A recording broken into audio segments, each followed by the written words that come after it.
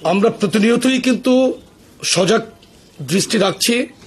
আমরা আমাদের এই 3 অঙ্গ সংগঠনের সভাপতি এবং সাধারণ সম্পাদক প্রতিনিয়তই কোনো জায়গায় কোনো ঘটনা ঘটলেই কিন্তু আমরা টেলিফোনে যোগাযোগ করছি।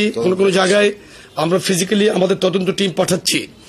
আপনি দেখবেন ইতিমধ্যেই কিন্তু আমরা ব্যাপকভাবে পানিশমেন্টের আওতায় এনেছি আমাদের যে সমস্ত অসাংগঠনিক কর্ম যারা জড়িত ছিল। দেখেন, এই সমাজের মধ্যে ভালো মানুষ আছে না? আপনার 21 টেলিভিশনের মধ্যে ভালো মন্দ আছে না? প্রত্যেকটা জায়গায় তো এটা বিদ্যমান।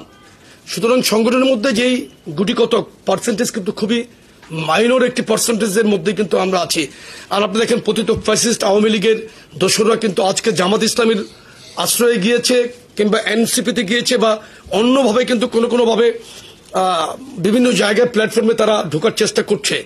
এই সমস্ত এই এখনকার এই সিচুয়েশনটা কিন্তু আপনার একটা কি বলা যায়, এটা ভালনারেবল সিচুয়েশন কিন্তু বাংলাদেশের যে বর্তমান ট্রানজিশন পিরিয়ডেও আপনি বলতে পারেন, সন্ধিক্ষণ বলতে পারেন। কিন্তু এই অবস্থায় কিন্তু অনেক কিছু হচ্ছে। কিন্তু আমাদের নেতা জনাব তারেক রহমানের দূরদৃষ্টি সম্পন্ন সিদ্ধান্তের কারণে কিন্তু আমরা 5ই আগস্টের পর থেকে আমরা সামাজিকভাবে রাজপথে থাকার পাশাপাশি কিন্তু প্রত্যেকটি এরিয়াতে আমরা পাহারা দিয়েছি, মন্দিরে পাহারা দিয়েছি, মানুষের প্রবলেমে কিন্তু আমরা এগিয়ে গিয়েছি।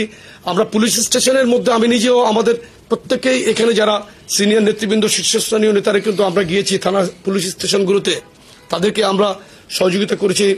তারা এখনো পর্যন্ত বাংলাদেশের পুলিশ আমি মনে করি স্টেবল মেন্টালিটি তারা ফিরতে পারে নাই। সো দ্যাট এখানে কিছু কিছু ঘটনা কিন্তু ঘটছে, আমরা কিন্তু অস্বীকার করছি না। আওয়ামী লীগ যেমন ডিনায়াল পদ্ধতিতে ছিল, আমরা কিন্তু ডিনাই করছি না, আমরা স্বীকার করছি, দায়িত্ব নিচ্ছি, বহিষ্কার করছি, কারো বিরুদ্ধে মামলা করছি, অ্যারেস্ট করাচ্ছি।